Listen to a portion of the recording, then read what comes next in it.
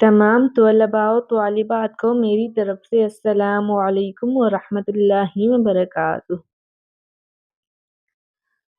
آج تجوید کورس کی 5ویں ویڈیو ہے۔ یہ نورانی قاعدہ کی 5ویں تختی ہے جو آج ہم پڑھیں گے، جو ہے تنوین۔ تنوین کہتے کسے ہیں؟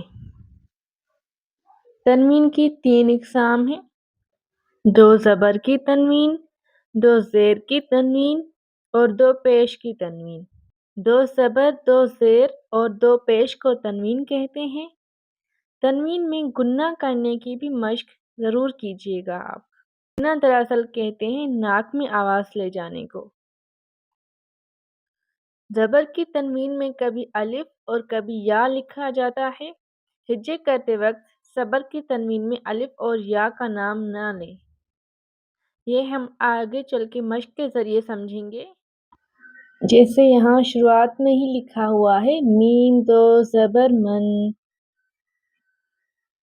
تو میم کے ساتھ الف بھی ہے پر ہم صرف میم کو پڑھیں گے۔ میم 2 زبر من، یعنی جس حرف پر تنوین ہو اور اس کے ساتھ الف یا یا لکھا ہو تو ہم الف یا یا کو ہجے نہیں کریں گے، صرف اس سے پہلے والے حرف کو کریں گے۔ جیسے یہاں پر میم ہے تو میم 2 زبر من، اور ہم نے کہا تھا کہ گنے کی بھی مشق کرنی ہے، تو میم 2 زبر من، یہاں میں کیا کر رہی ہوں، آواز کو ناک میں لے جا رہی ہوں، تو اسے گنہ کہتے ہیں۔ آپ بھی اس کی مشق کیجیے گا۔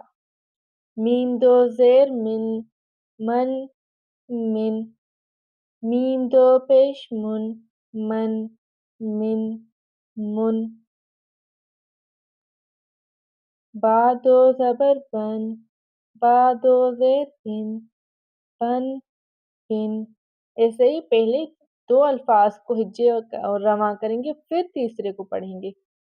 با 2 پیش بن، بن بن بن، واو 2 زبر ون، واو 2 زیر ون، ون ون، واو 2 پیش ون، ون ون ون، فا 2 زبر فن، فا 2 زیر فن، فن فن، فا 2 پیش فن، فن فن فن،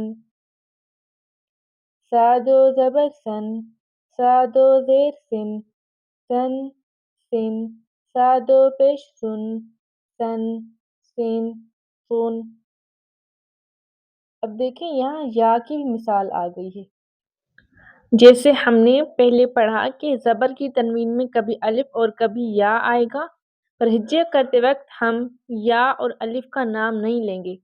تو یہاں زال کے ساتھ یا ہے تو ہم یا کا نام نہیں لیں گے ہجے کرتے وقت، بس زال 2 زبر زن، ایسے نہیں پڑھیں گے زال یا 2 زبر زن، نہیں، زال 2 زبر سن، زال 2 زیر سن، زن سن، زال 2 پیش زن، زن زن زن۔